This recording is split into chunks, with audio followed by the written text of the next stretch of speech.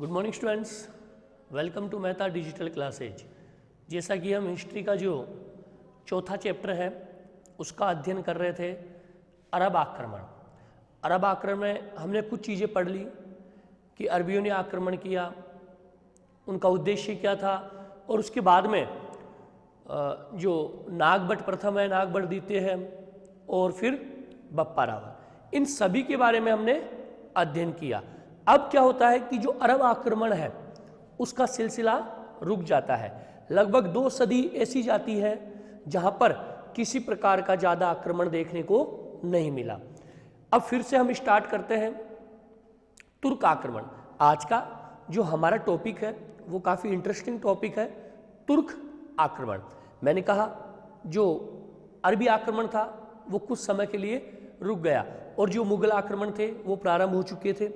उसके बाद में कुछ मुस्लिम आक्रमण भी हुए, लेकिन इसमें जो मुस्लिम आक्रमणों में जो सबसे अहम जो आक्रमण आते हैं इस्लामिक आक्रमणों में, वो आता है तुर्क आक्रमण, कि किस तरह से तुर्कों ने भारत के ऊपर आक्रमण किया।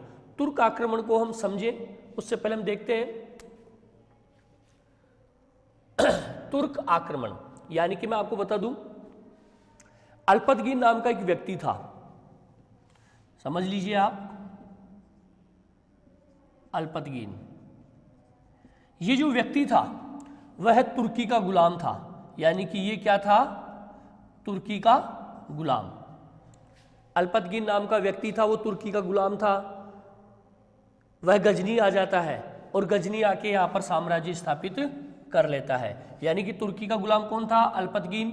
गजनी आता है, गजनी आकर यह गजनी जो वहाँ पर है अपना साम्राज्य स्थापित करता है। तो कहने का मतलब यह है कि अल्पतगीन, क्वेश्चन ये बनता है यहाँ पर कि गजनी जो साम्राज्य है उसके संस्थापक अल्पतगीन। ध्यान रखेंगे आप, अल्पतगीन जिन्होंने गजनी जो वंश है, गजनी वंश को यामीनी वंश के नाम से भी जानते हैं, गजनी वंश कह दो या यामीनी वंश भी कह सकते हैं। तो गजनी वंश की नींव किसने रखी? अल्पतगीन ने। ठीक है, वो यहाँ आ जाता है गजनी में, और गजनी अभी वर्तमान में कहाँ स्थित है? अफगानिस्तान। यानी वर्तमान अफगानिस्तान में गजनी है। पहले अलग अलग मुल्क बने, क्षेत्र बने हुए थे, लेकिन आज वर्तमान की अगर हम बात करें तो वर्तमान अफगानिस्तान में है, गजनी का क्षेत्र है। अल्पतगीन ये गुलाम था तुर्की का, तुर्की से ये गजनी आ जाता है, गजनी आकर ये अपना साम्राज्य स्थापित करता है और एक गजनी वंश की ये क्या रखता है? नींव रखता है। उसके बाद में इसका एक गुलाम था सुबुक्तगीन। ठीक है, सुबुक्तगीन ये इसका गुलाम था। सुबुक्तगीन जो था वो अल्पतगीन का क्या था? गुलाम था। लेकिन बड़ा योग्य व्यक्ति था ये सुबुक्तगीन, बड़ा योग्य व्यक्ति था, काबिल व्यक्ति था। गुलाम होने के बावजूद भी इसकी काबिलियत से ये ज्यादा प्रभावित था अल्पतगीन। तो इसने क्या किया? इसे अपना दामाद बना लिया। यानी सुबुक्तगीन को अपना दामाद बना लिया। किसने? अल्पतगीन ने अपना दामाद बना लिया और सत्ता इसके हाथ में दे दी। कब तक शासक बनाए?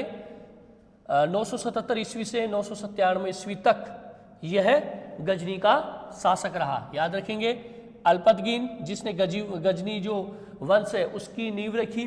उसके बाद में आता है सुबुक्तगीन। सुबुक्तगीन कौन था? अल्पतगीन का दामाद। ये देखो लिखा हुआ है, अल्पतगीन का दामाद, जिसका साम्राज्य काल कितना रहा था? 977 ईस्वी से 997 ईस्वी तक। अब सुबुक्तगीन ने भारत के ऊपर आक्रमण करने की योजना बनाई। भारत के ऊपर आक्रमण करने की योजना बनाई तो मैं आपको बता दूं, जो भारत की सीमा लगी हुई है ये पंजाब प्रांत था। पंजाब, इसकी सीमा पंजाब प्रांत की, और ये अफगानिस्तान की जो सीमा थी वो मिली हुई थी, सीमा बिल्कुल टच में थी। तो आसानी से था कि भाई पहले आक्रमण कहाँ करेगा? ये पंजाब के ऊपर ही करेगा। तो पंजाब पर आक्रमण करने से पहले जब पंजाब पर सुबुक्तगीन ने आक्रमण किया, ठीक है, तो उस समय पंजाब का जो हिंदूशाही राजा था वो था जयपाल। ठीक है, यानी पंजाब पर आक्रमण जब सुबुक्तगीन ने किया था तो यहाँ का राजा कौन था? जयपाल। जयपाल यहाँ का हिंदूशाही शासक था। जब सुबुक्तगीन ने पंजाब के ऊपर आक्रमण किया, जयपाल यहाँ का राजा था, वो यहाँ पर उसने आक्रमण कर दिया। तो यहाँ पर एक क्वेश्चन ये बनता है कि भारत के ऊपर आक्रमण करने वाला पहला तुर्की शासक, यानी कि भारत के ऊपर आक्रमण करने वाला पहला तुर्की शासक कौन था? सुबुक्तगीन। ध्यान रखेंगे, सुबुक्तगीन जिसने पहला तुर्की आक्रमण किया था किसके ऊपर? भारत के ऊपर। और उस समय किससे लड़ाई हुई थी? जयपाल से। ठीक है, जयपाल से इसकी लड़ाई हुई थी। आगे चलकर जयपाल को इसने हरा दिया। जयपाल को इसने क्या कर दिया? हरा दिया। जयपाल को हराने के बाद में 997 ईस्वी में इसकी मृत्यु हो गई। सुबुक्तगीन की 997 ईस्वी में क्या हो गई? मृत्यु हो गई। 997 में सुबुक्तगीन की मृत्यु हो गई। अब उसकी मृत्यु जब हुई तो सुबुक्तगीन के दो बेटे थे। सुबुक्तगीन के दो बेटे थे, इस्माइल और एक महमूद गजनवी। याद रखेंगे, सुबुक्तगीन की मृत्यु हो गई 997 ईस्वी में। अब इसके दो बेटे थे, इस्माइल और एक महमूद गजनवी। इस्माइल बड़ा बेटा था, महमूद गजनवी छोटा बेटा था। तो कौन राजा बना? इस्माइल। इस्माइल राजा बना, लेकिन ज्यादा काबिल कौन था, योग्य कौन था? महमूद गजनवी। तो इसने कुछ समय राज किया केवल, और इस महमूद गजनवी ने इसको क्या बना दिया? बंदी बना लिया। अपने ही भाई को क्या बना दिया? बंदी बना लिया, और खुद गद्दी के ऊपर बैठ गया, यानी खुद राजा बन गया। कब? 998 ईस्वी में। यानी कहने का मतलब 997 में मृत्यु हुई, उसके बाद में इस्माइल राजा बना, लेकिन काबिलियत इसमें ज्यादा थी महमूद गजनवी ने, तो उसने क्या किया? अपने ही भाई को क्या कर लिया? इस्माइल को बंदी बना लिया। ठीक है, और खुद गजनी का क्या बन गया? राजा बन गया। कब? 998 ईस्वी में। ठीक है, 998। महमूद गजनवी काफी प्रसिद्ध, ये कह सकते हैं तुर्क शासक था, काफी प्रसिद्ध तुर्क शासक था। और ये कहते हैं कि उसने अपने काल में लगभग 17 बार भारत के ऊपर आक्रमण किया है। 17 बार, 1000 ईस्वी से लेकर 1027 तक। कितनी बार? 17 बार आक्रमण। ये बहुत इंपॉर्टेंट चीज है कि 1000 ईस्वी से लेकर 1027 ईस्वी तक महमूद गजनवी ने कितनी बार आक्रमण किया? 17 बार आक्रमण किया। ठीक है, इसने जो अपना पहला आक्रमण किया 1001 में, उस समय किसके ऊपर किया? जयपाल के ऊपर।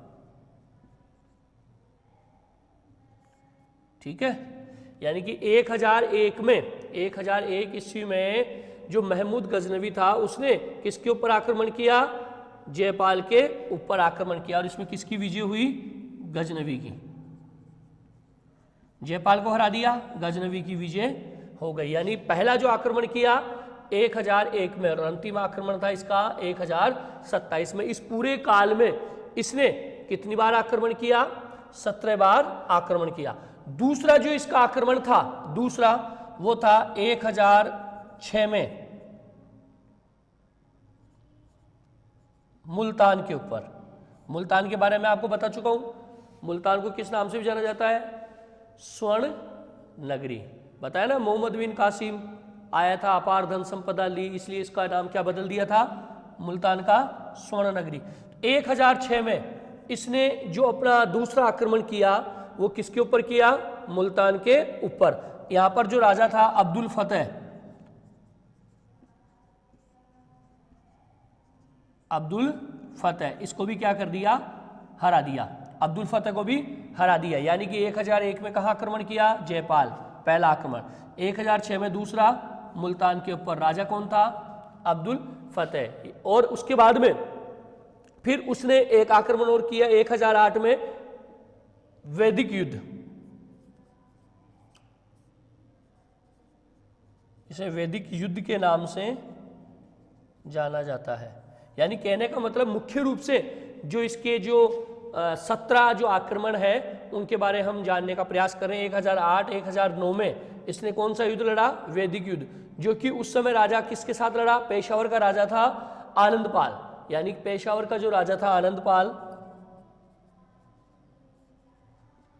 आनंदपाल पेशावर, ध्यान है पाकिस्तान में पेशावर। ठीक है, तो कहने का मतलब ये हो गया कि उसने मुख्य रूप से कौन कौन से आक्रमण किए जिनके बारे में हम चर्चा कर रहे हैं। 17 आक्रमण किए।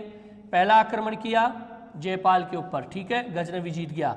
दूसरा 106 में मुल्तान, अब्दुल फतेह के ऊपर। 108, 109 में इसने आक्रमण किया। वैदिक युद्ध इसने लड़ा किसके खिलाफ?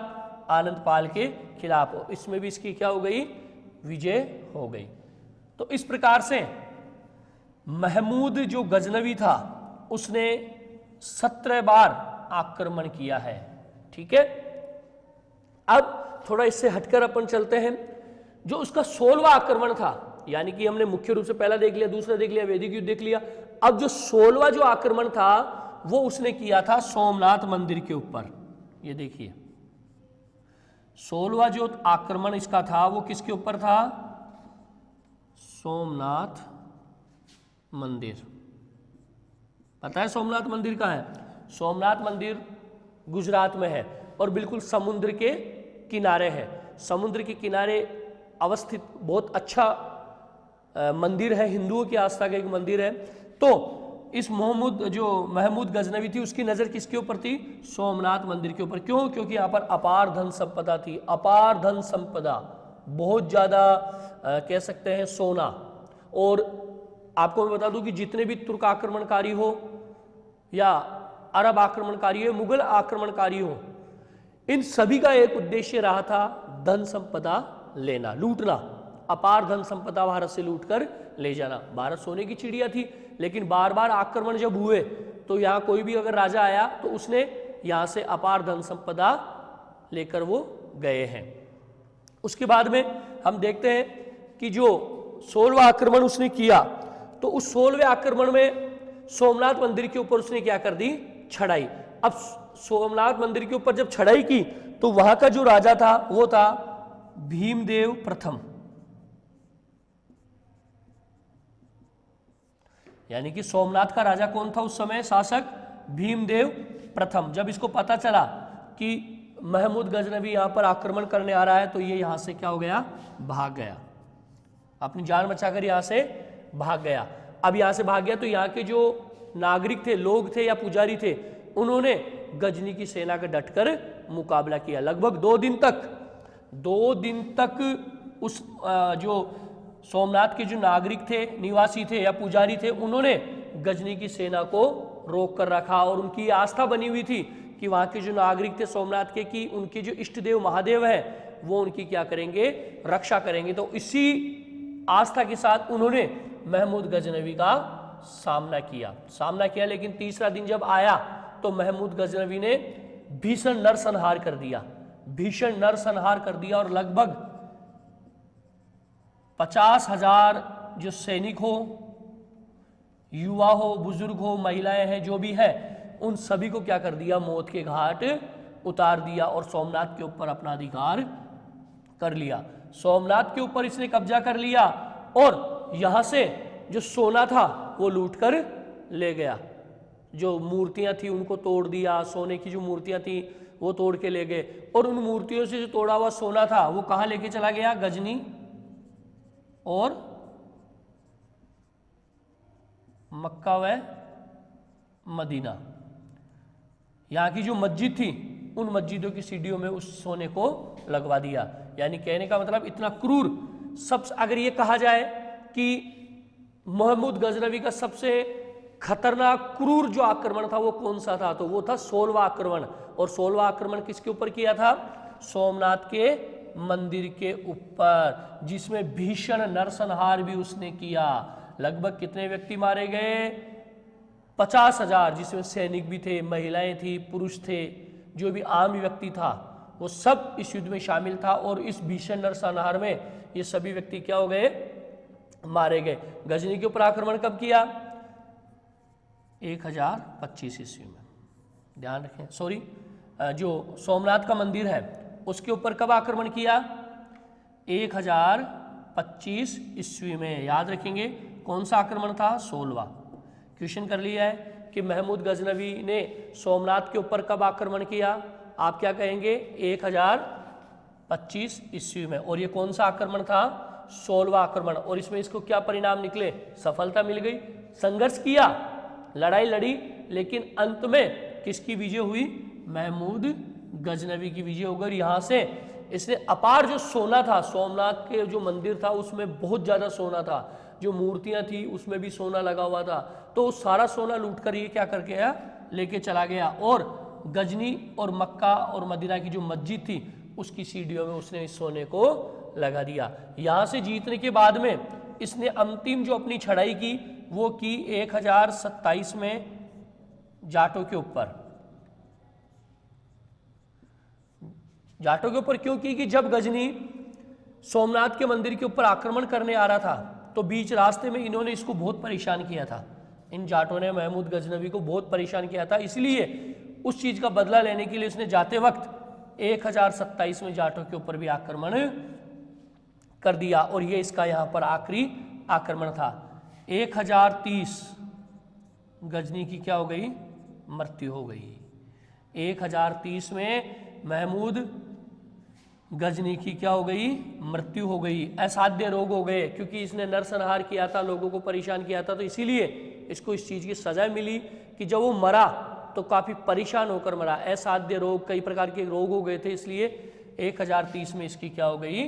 मृत्यु हो गई। तो ये चीज हमने देख ली महमूद गजनवी के बारे में या गजनी शासन के बारे में। इतनी चीज थी।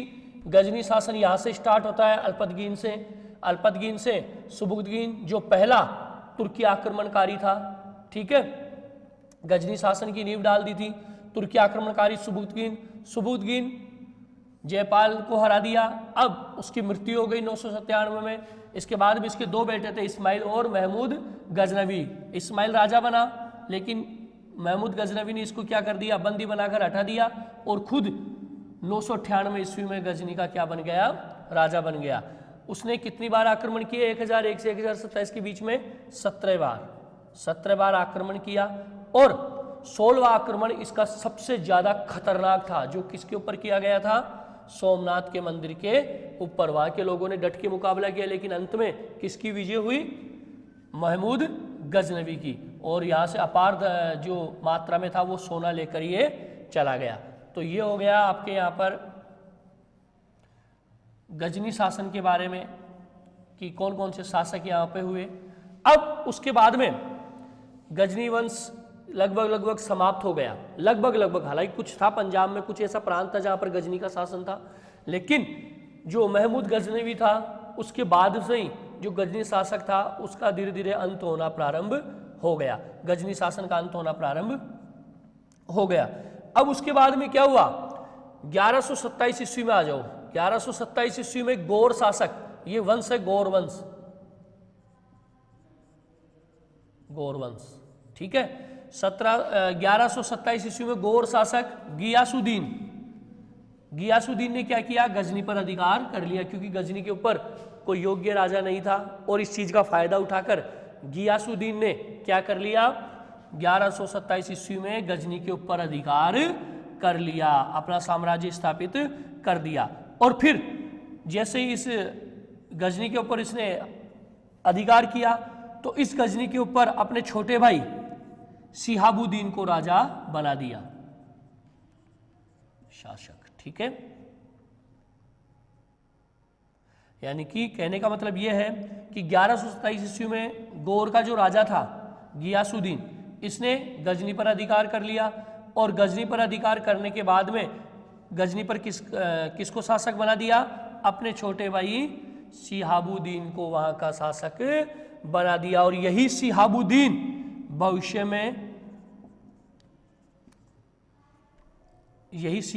भविष्य में किस नाम से जाना जाने लगा? मोहम्मद गौरी। यानी कहने का मतलब शिहाबुद्दीन ही कौन था? मोहम्मद गौरी। और शिहाबुद्दीन कौन था? गियासुद्दीन का छोटा भाई। गजनी के ऊपर राजा कौन बन गया? शिहाबुद्दीन या मोहम्मद गौरी, जो कि किसके साथ युद्ध लड़ा था? इसमें आपको याद आ गया होगा, पृथ्वीराज चौहान से युद्ध लड़ा था। तो मोहम्मद गौरी राजा बन गया। अब मोहम्मद गौरी गजनी का शासक बन गया तो मोहम्मद गौरी की भी लालसा थी कि वह भारत के ऊपर आक्रमण करे। और उस आक्रमण के पीछे के उसके उद्देश्य क्या थे?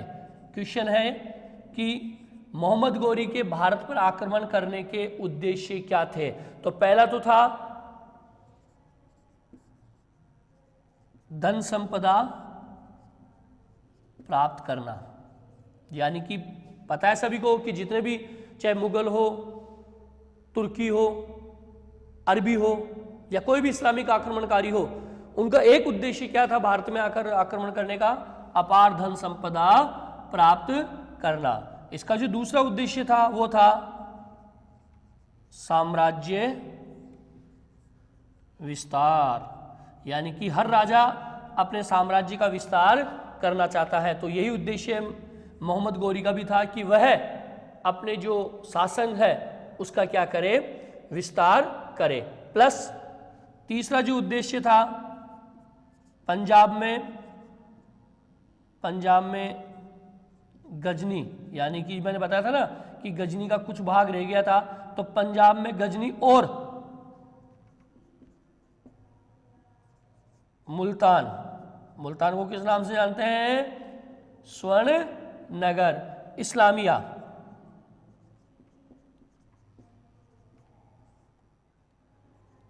वंश को नष्ट करना। ठीक है, तीसरा उद्देश्य क्या था कि पंजाब में तो गजनी वंश को नष्ट करना है मुझे, और मुल्तान में किसको, इस्लामिया वंश को नष्ट करना है, इस्माइलिया। ठीक है, इस्माइलिया है ये। कहने का मतलब तीसरा उद्देश्य हो गया, पहला उद्देश्य था धन संपदा प्राप्त करना, दूसरा उद्देश्य साम्राज्य का विस्तार करना, तीसरा पंजाब में गजनी और मुल्तान में इस्माइलिया वंश को क्या करना है, नष्ट करना है, और चौथा था इस्लाम का प्रचार प्रसार। ये लो, ये इसके 4 उद्देश्य थे। यानी कि आपसे क्वेश्चन कर लिए जाए कि मोहम्मद गौरी के भारत के ऊपर आक्रमण करने के उद्देश्य क्या थे, तो आप 4 उद्देश्य बता देंगे। धन संपदा को प्राप्त करना था, अपने साम्राज्य का विस्तार करना था, और पंजाब में गजनी वंश और मुल्तान में इस्माइलिया वंश को नष्ट करना था, और उसके बाद में इस्लाम धर्म का प्रचार प्रसार करना था। तो ये चीज़ हमने पढ़ ली तुर्क आक्रमणों के बारे में। तुर्क जो विदेशी जो मुस्लिम थे, मुस्लिम आक्रमणकारी, उनके बारे में हमने अध्ययन किया। अल्पतगिन से स्टार्ट किया जो गजनी वंश का संस्थापक था, सुबुतगिन को हमने देख लिया, उसके बेटों के बारे में हमने देख लिया, फिर इनके बेटों में जो मुख्य रूप से हमने देखा महमूद गजनवी को, कि गजनी का राजा बना, कितनी बार आक्रमण किए, भीषण जो नरसंहार वाला आक्रमण था उसका 16वां था, कहाँ पर किया, सोमनाथ मंदिर। छोटी सी बात देख ली हमने, सैनिकों ने विद्रोह किया, राजा चला गया था भीमदेव, लेकिन फिर भी वहाँ की जनता, प्रजा ने, पुजारियों ने, सैनिकों ने डटकर महमूद गजनवी का क्या किया था, सामना किया था, लेकिन फिर भी उन्हें हार का सामना करना पड़ा। 50,000 से ज़्यादा इसमें मारे गए, और यहाँ से अपार जो सोना था वो लूटकर कहाँ बेच दिया, गजनी और मक्का मदीना की मस्जिदों में। ठीक है, उसके बाद में क्या हो गया, मर गया वो, जो महमूद गजनवी थी उसकी मृत्यु हो गई 1030 में। 1030 में मृत्यु हो गई तो गजनी वंश खत्म होने लग गया धीरे धीरे। अब 1127 में क्या हुआ, गौर का जो शासक था राजा गियासुद्दीन, उसने गजनी के ऊपर अधिकार कर लिया और अपने छोटे भाई किसको, मोहम्मद गौरी को, ठीक है, सियाबुद्दीन जो मोहम्मद गौरी के नाम से जाना जाता है, उसको कहाँ का राजा बना दिया, गजनी का। और उसने भी भारत के ऊपर आक्रमण किया, और उस आक्रमण करने के पीछे उद्देश्य उसके क्या थे, धन संपदा कह दो, इस्लाम का प्रचार प्रसार कह दो, साम्राज्य विस्तार कह दो, या फिर इस्माइलिया या गजनी वंश जो बचा हुआ था उस वंश को क्या करना था, समाप्त करना था। तो ये हो गया हमारा आज का टॉपिक। अगला टॉपिक जो है वो है हमारा पृथ्वीराज चौहान।